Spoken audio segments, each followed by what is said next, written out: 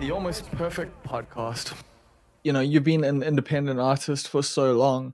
Like, are you now Yeah, looking towards, getting signed and trying to actually get some finances behind these rollouts? Because you've always had these cool creative ideas and you've managed to make things work, on a yeah, fairly limited budget.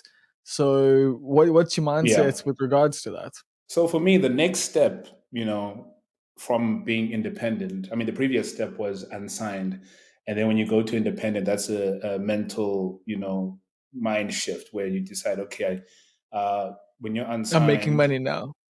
yeah, I mean that, and also just the fact that if you're unsigned, you're hoping to get signed because all that needs to happen is that UN in the beginning of the word needs to disappear, and that's like the intention. But when you're independent, you've made a conscious decision to be independent, to you know carve out your own way. So for me, the next step is not to be signed, but rather like over the last 3 years, I've been refining the structures at my own, record label and creative agency, Normal. Yeah, So like there's a lot of things that Normal is facilitating on my behalf, like conversations, meetings, and budget. Like this last rollout, completely funded by Normal. Like Normal has the creative agency side that just is like the sweatshop, I guess, where like if ByLwansta has a rollout, ByLwansta has a vision or something he wants to execute, a music video and whatnot, we go and visit the sweatshop and tell them, yo, you guys need to work faster because we need budget and stuff like that. So we're like servicing festivals, like diff Poetry Africa, just helping out with the social media campaigns and art direction, and just doing our time, because at the end of that is a check that's going to kind of fund the next project, the next music video and whatnot. So like the need for a major label, or is kind of lessening for me, particularly. Not to say that they're completely redundant and useless to me, but the conversation I'd be having with them is more of a partnership, where it says, okay, cool, in house, we are able to do this, create this, do this, develop this, and whatnot.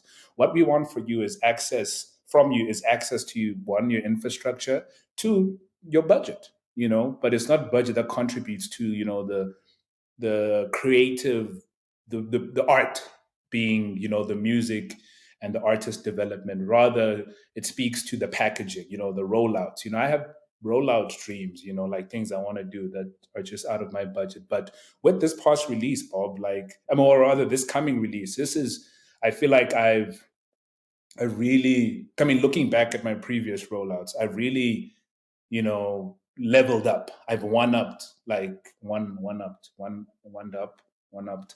I've one upped, like, oh, fuck, am I getting it right? I've I gone to think the so. next level, basically. I think one of Yeah. like What, one up? is yeah, One upped. especially because it's just reminding me of an under 18 club that used to be here in Durban. That a group of Yeah. friends and I, we used to pool our money together, and we would buy Yeah. booze. Like we were like 13, 14, and one Yeah. person would pay to get in and get the stamp, and then come out and double Uh-huh. stamp, and we'd all just be super hammered. Like, yeah. Anyway, Sure. Bro, you started I digress. drinking at 13, you say? I Sorry, started just drinking quickly on like it. younger than that, like to be Oh completely God. honest. You But know when I started I'm from drinking, bro? Ambilo, dude. Like like no one in Sure. Ambilo would even bat an eyelid at me saying that. Like there's certain parts of the Yeah. world where certain things are a little bit more normal.